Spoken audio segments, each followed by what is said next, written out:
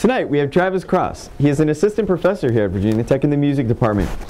He conducts the Symphonic Wind Ensemble and teaches classes in conducting. On Saturday, he will be leading a performance of several works by neoclassical composers, including Stravinsky, Hindemith, Prokofiev, and Ives. Thank you, Travis, for being here. Thank you for having me. So let's first talk about briefly what exactly neoclassical music is.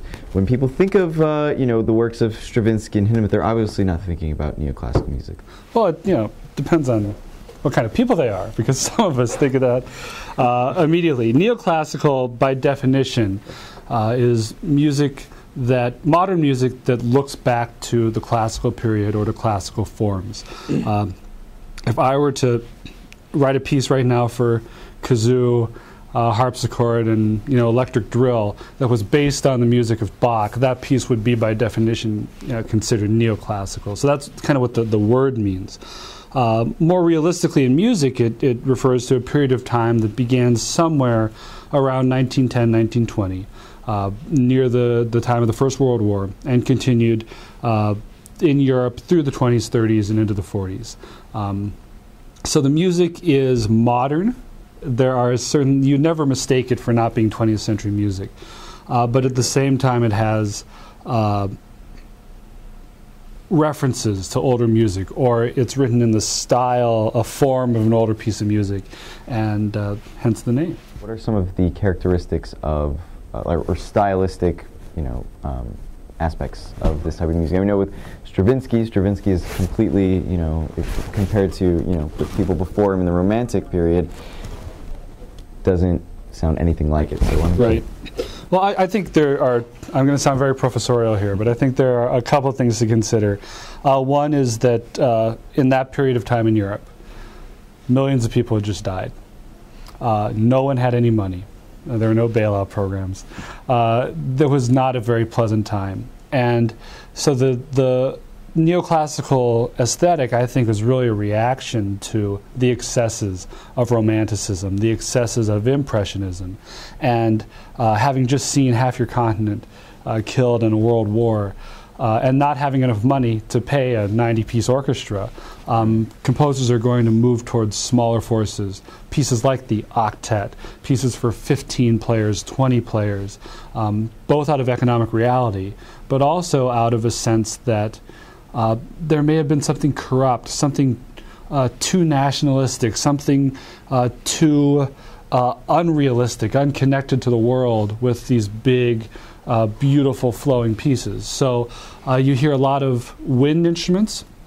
Stravinsky in particular was a fan of wind instruments and piano. Now why is that? What's so special about the wind instrument? He believed that there was almost a brittleness or a dryness to the attack. When you play a violin, it has this kind of inherent warmth and resonance, and the way that he wrote for wind instruments in his neoclassical period was in a more percussive way, in a more brittle and shrill sometimes. Shrill and immediate. Mm-hmm. A sound that instead of dancing around with you would kind of grab you by the throat and have its meaning be there.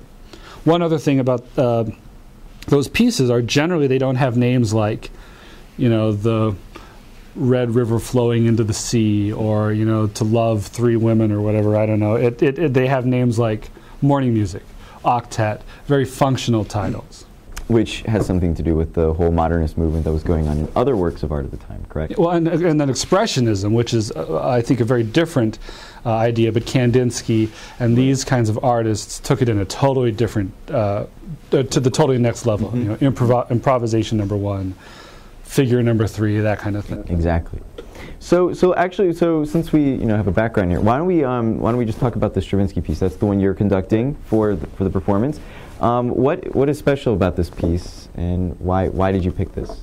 Well, the Stravinsky octet is a real classic of the wind repertoire throughout all time. If you were going to say, what are the 10 most important pieces ever written for wind instruments, that would be on that list. We as band directors tend to try to steal works.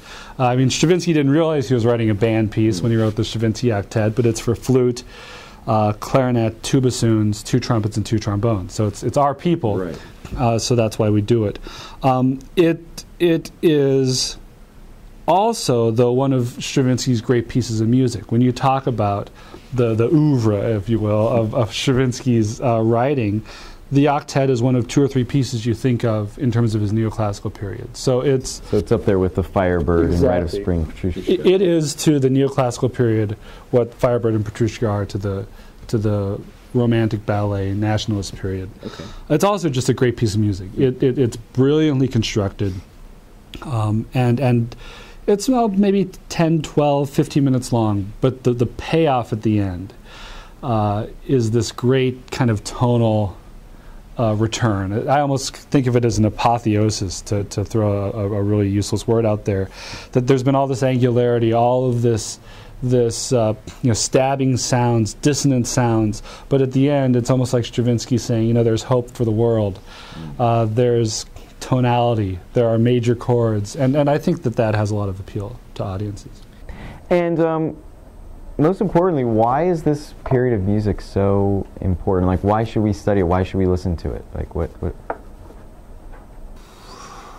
That's a great question. 2 minutes. Go. I think that it's like my doctoral exams. The music of the neoclassical period is very direct. There's no, I probably shouldn't say that word, there's no extra stuff. It is neoclassicism and then also expressionism alongside it are really good at getting directly to the heart of the matter as a composer, as a technician, as a structurer of pieces and music. And I think that sometimes when you strip away all that other stuff, for listeners, what you have left is just this really great genius. And I think that a lot of the composers who are writing at that time and in that style were able to kind of lock into that. It's also great because of the inherent juxtaposition. None of these pieces are too far out of the realm of tonality because they refer to, they look back at more traditional classical forms. Yet the composers, on top of that, explore incredible things in terms of timbre, in terms of rhythm, in terms of harmony. So I just think it's very intellectually stimulating music that has at its heart a good foundation in tonality. All right, well, the concert starts at 8 p.m. on Saturday in the Squires Recital Hall. Travis, thank you. Thank you.